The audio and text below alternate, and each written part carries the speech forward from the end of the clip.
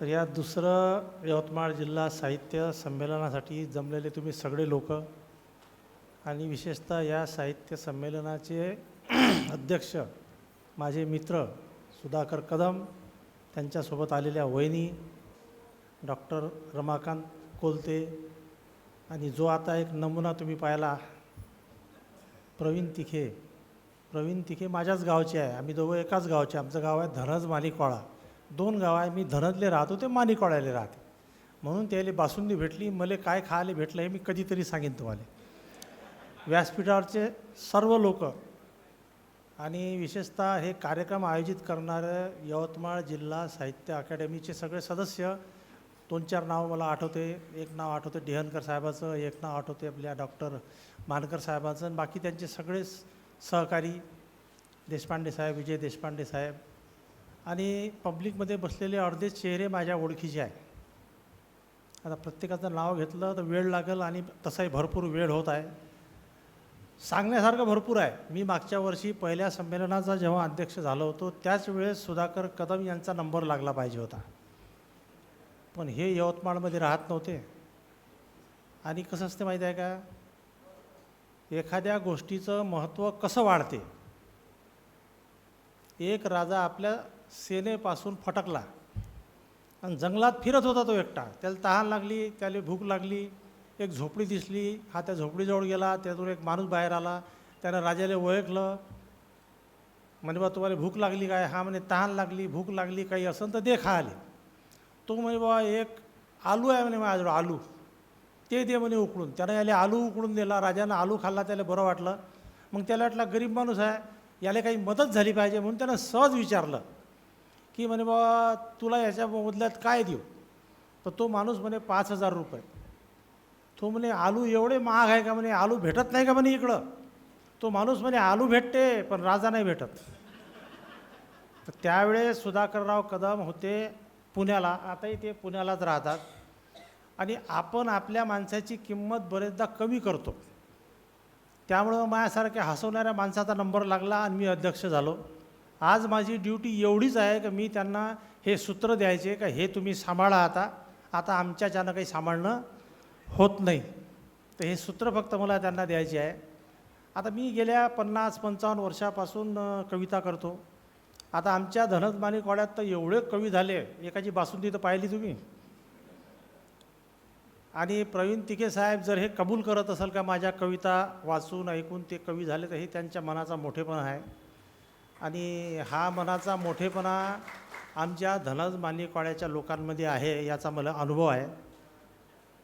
सुधाकर कदमशी माझा जो संबंध आला तो धनज माणिकवाड्यातच आला. मी 9व्या वर्गात होतो कदाचित.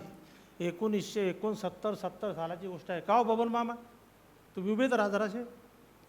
हे आमचे मामा, माझे सासरे आहे हे बबनराव चौधरी, हे पण माणिकवाड्याचे. तर आमच्या इथे 2 नाटक झाले होते. त्या नाटकाला संगीत द्यासाठी सुधाकर कदम आले होते. त्यावेळेचा त्याचा जलवा वेगळाच होता.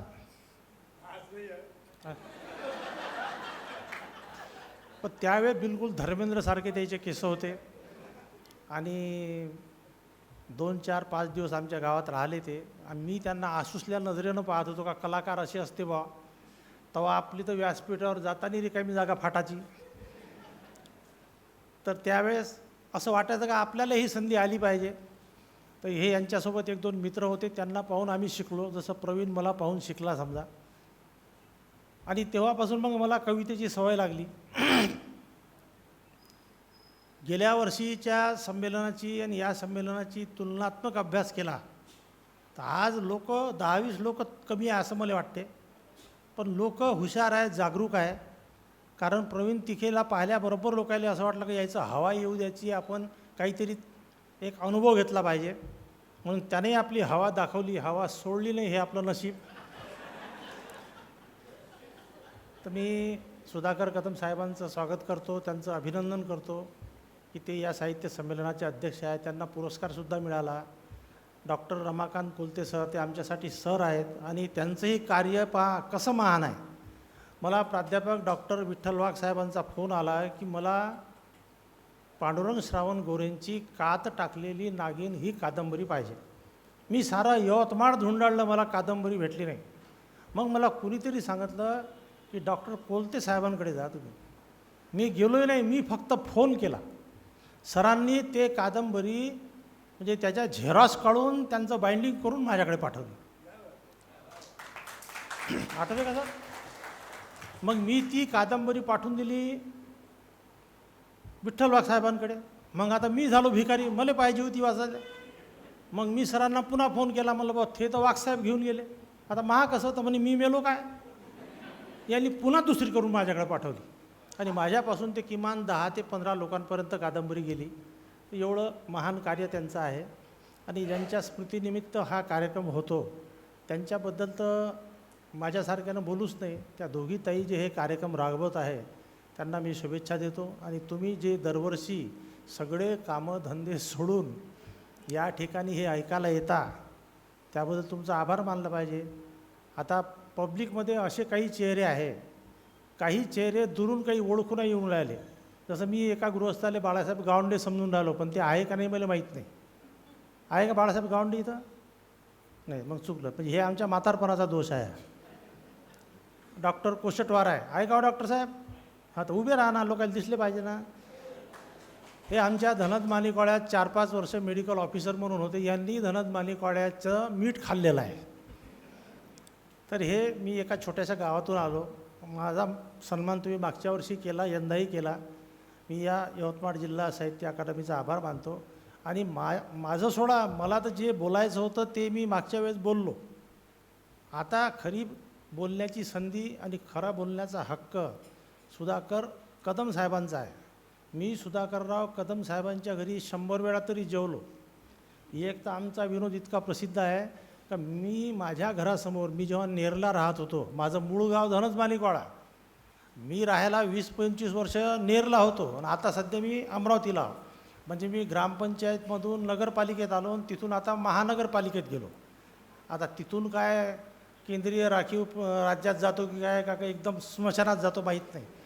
तर एक माझ्या घरासमोर नेरला एक न्हावी होता, सलूनवाला. तो म्हणे बा तुम्ही एखाद्या कार्यक्रमाला मला न्या. मग आता आर्नीचा कार्यक्रम, सुधाकर कदम आम्हाला दरवर्षी बोलावे कार्यक्रमाला. मग मी त्याला घेऊन गेलो. आता आम्ही सुधाकरच्या घरी बसलो. सुधाकर म्हणे आपण जेवण घेऊ. मग आता जेवण म्हणजे काय, ते साहित्य संमेलनाचं जेवण थोडंच होतं. ते सुधाकर कदम साहेबाच्या घरचं जेवण होतं. लावले ताटं, मग टाकल्या त्याच्यात फोडी. हा जो सलूनवाला होता, हा जो पयाला का नाही तिथून, मी याच्या मागं, अरे काय झालं काय झालं? अरे बा म्हणे आपल्याला चिकनशिवाय काही जमत नाही म्हणे. त्या फोडी जरा मोठ्या होत्या, त्याला वेगळंच वाटलं. अबे म्हणलं ते चिकनच होय, आपण लहान करून घेऊ त्या फोडी. मग त्याला मी धरून आणलं आणि आम्ही याच्या घरी जेवण केलं. आणि सुधाकर कदमले मी अजून माझ्या घरचं मीठ काही चारलेलं नाही, ते केव्हा तरी मी चारून देईन त्यांना.